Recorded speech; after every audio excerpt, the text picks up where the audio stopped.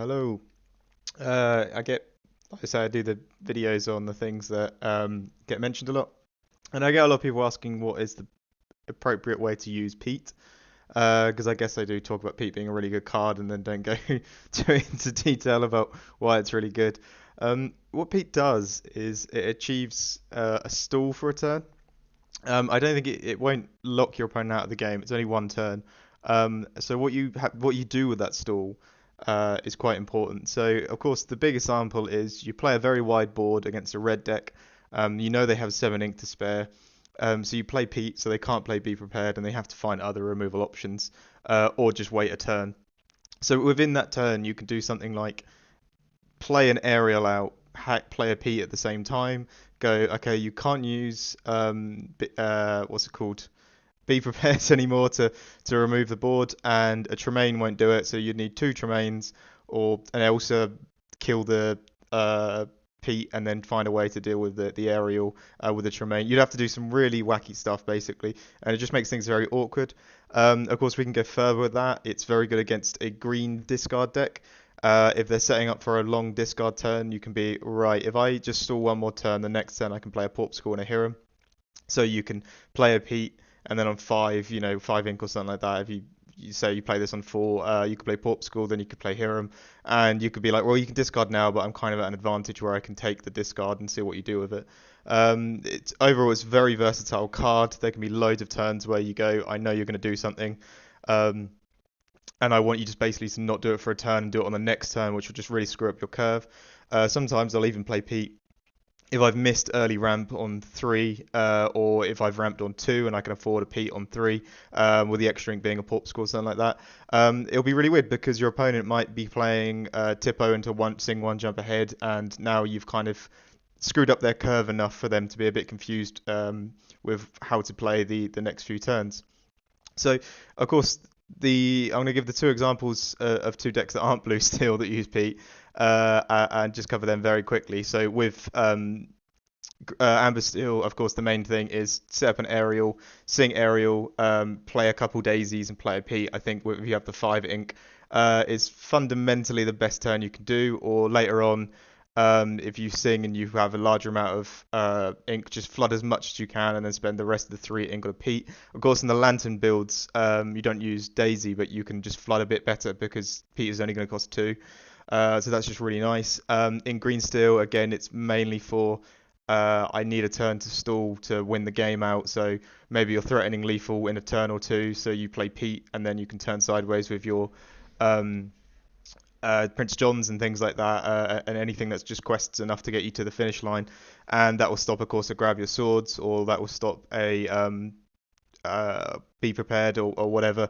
And you might be saying, right, if they just play grab your swords now on 5, I lose my whole board. So I'm at least going to play a Pete and stall it, and hopefully we can draw into, say, a hidden cove or something like that. I've done it sometimes to be like, right, I don't win next turn, but if I stall this turn, it means that at least I can draw into something that might get me back into the game. So it gives you another buffer room for one turn. But it has to be stated that the card really does just stall for a turn. It doesn't lock your opponent out of the game. They basically just didn't get to play for a turn. So you have to use that to your advantage. So those are the two other decks that really use it. Of course, actually, honorable mention is Repeat in Purple Steel, where that's entire thing is around using Pete and basically just using the snake to bounce and lock your opponent. That really locks them out of the game.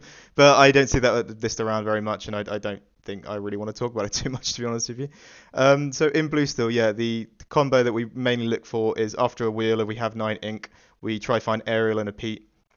And what we're trying to hope to do is get to 10 law somehow early on with Smee and any other questers that we can just turn sideways. Lock in 10 law, play Aerial and a Pete at the same time, and then have a dime in hand. So if we have those 3 cards, we can basically confirm the next turn win, because we need 10 law to win.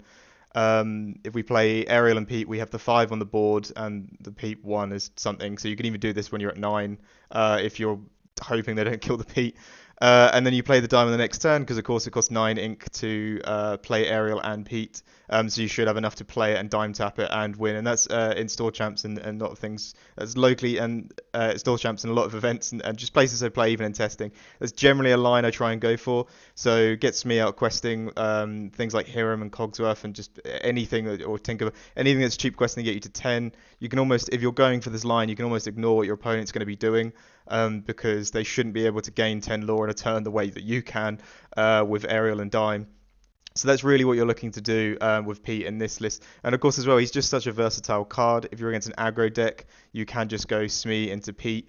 Of course, the Pete effect won't do anything, but well, it probably will. Maybe a block of friends or a gathering wisdom, or it might do something. But the point is that you just get a 3/3 body on board. So the fact that he's a 3/3 is very nice. Of course, if it's an aggro deck, it can take out any bodyguard. That trades nicely into a lot of things, into Steel Song and into Steel Song as well. It would be actually there you go. That's a very impactful situation where they can't remove it with any removal actions. They're gonna wanna use they're gonna wanna quest because the whole thing is they have to gain lore as much as they can quickly. And then the next turn you could follow up with some more characters and just basically make a wider board and make it a little bit more awkward each turn for them to answer things, so you can start trading, get to your cogs off, get to your Tinkerbell and start winning the board back with things like Sing Grab, your swords. So he's just an all-round versatile card. Like I say, if you think sometimes as well when you play against red blue, it's really interesting to see that you might not have been worried about the B prep, or you are worried about the B prep, and it's just nice that you get the B prep cover. But also, besides Hiram questing, their dig is mainly action based. It's how far I go. It's visions of the future. There's a lot of things that let them dig a little further. So you can even stop them to say like, right, I just don't want you to win on next turn. You can beep up my board, or like I hope you won't beep up my board, and Pete's going to cover that for you. But it also means you can't dig and try find a dime and dime tap for win, or you can't dig as hard because you can only use Hiram to quest and draw cards for you, or Tala I guess as well is worth mentioning. But he's just a very versatile card, and I think of course the prime thing is Ariel and Pete is a very good combo because it could set you up for 10 lore next turn if you have a dime in hand, or if you're risky enough to have it on board. But also as well think, do I want them to play an action next turn? Is there an action I don't want them to play? This is just, broadly speaking in every matchup. Is there an action I don't want them to play? And if I don't want them to play, am I willing to invest 3 ink into them not playing it? And of course that can also be, say you want a Tinkerbell to stick on board in a certain matchup, you could play a Pete out and make it stick as well because they're not going to be able to Zeus it. This is into a Steel Song or a Steel matchup, or they're not going to be able to play removal on it. And you could do the same for Tamatoa if you get to 11 ink and you've missed through all your aerials as well. You can do that into a lot of matchups where you can just play it out and be like, I want this big quest to stick because I need it to turn sideways. But yeah, like I say, very versatile card. The main thing we use it for in Blue Steel is with aerial, but don't just prescribe it to that. And if you have to ink them early, don't worry too much. Remember, we were playing loads of sets before when we didn't have Pete cover. We used to just play, if you have it, you have it, with B preps and board wipes and stuff like that. So yeah, it's a great addition to the deck, but don't overthink it. If you're just trying to think, I don't want you to play an action on this turn, just put the card on the board.